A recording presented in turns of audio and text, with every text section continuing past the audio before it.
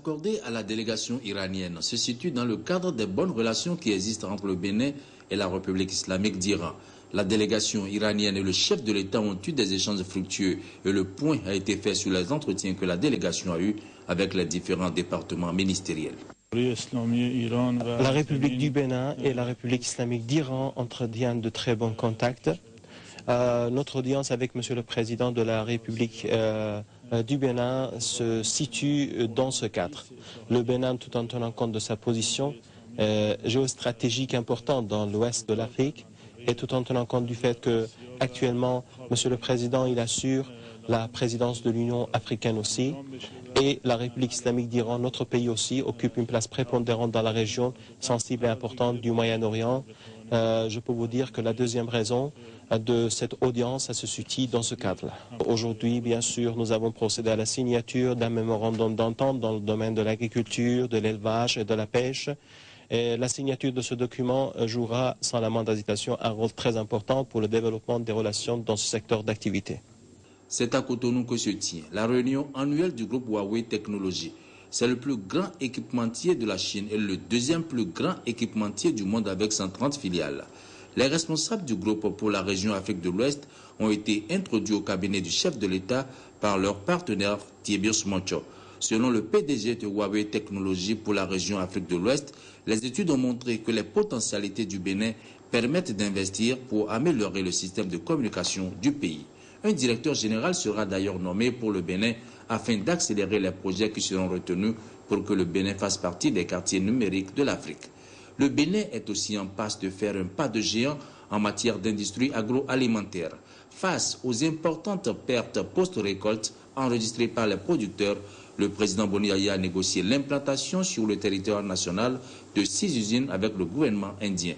Des spécialistes indiens en mécanique et en génie civil sont arrivés à Cotonou pour le montage de ces usines agroalimentaires. L'une d'elles sera implantée à Alada pour la transformation de l'ananas. À Zapota, c'est une usine qui va transformer l'orange brut en jus d'orange.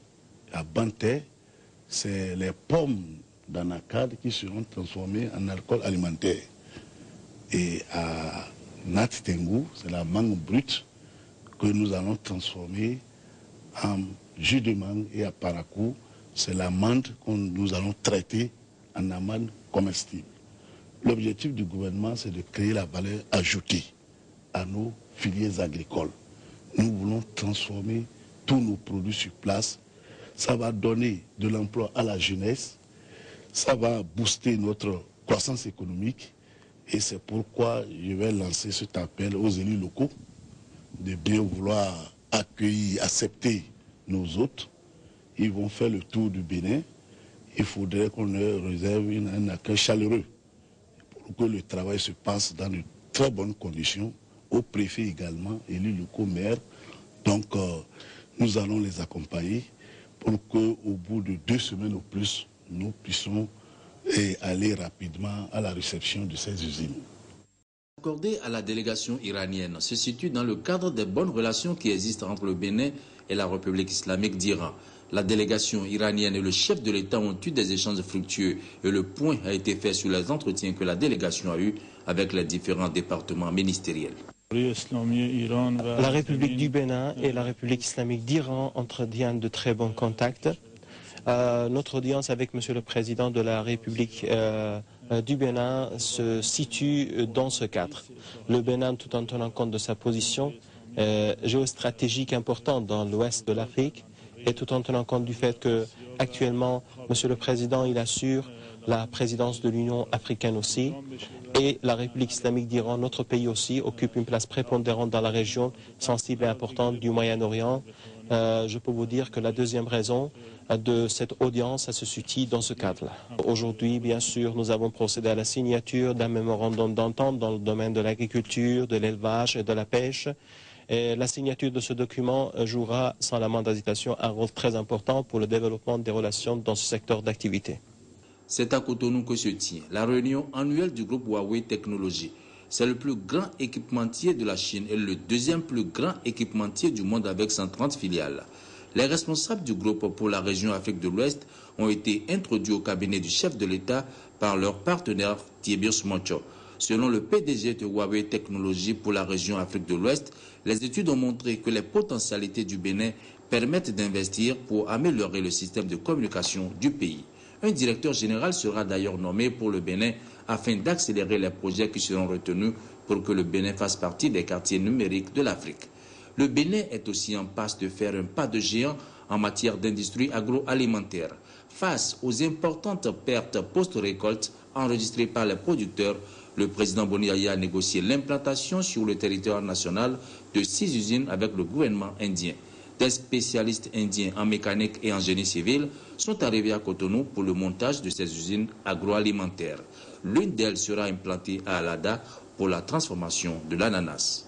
À Zapota, c'est une usine qui va transformer l'orange brut en jus d'orange. À Banté, c'est les pommes d'anacarde qui seront transformées en alcool alimentaire. Et à Natitengu, c'est la mangue brute que nous allons transformer en jus de mangue. Et à Parakou, c'est l'amande que nous allons traiter en amande comestible. L'objectif du gouvernement, c'est de créer la valeur ajoutée à nos filières agricoles. Nous voulons transformer tous nos produits sur place. Ça va donner de l'emploi à la jeunesse, ça va booster notre croissance économique et c'est pourquoi je vais lancer cet appel aux élus locaux de bien vouloir accueillir, accepter nos hôtes. Ils vont faire le tour du Bénin. Il faudrait qu'on leur réserve un accueil chaleureux pour que le travail se passe dans de très bonnes conditions. Au préfet également, élus locaux, maires. Donc nous allons les accompagner pour qu'au bout de 2 semaines au plus, nous puissions aller rapidement à la réception de ces usines.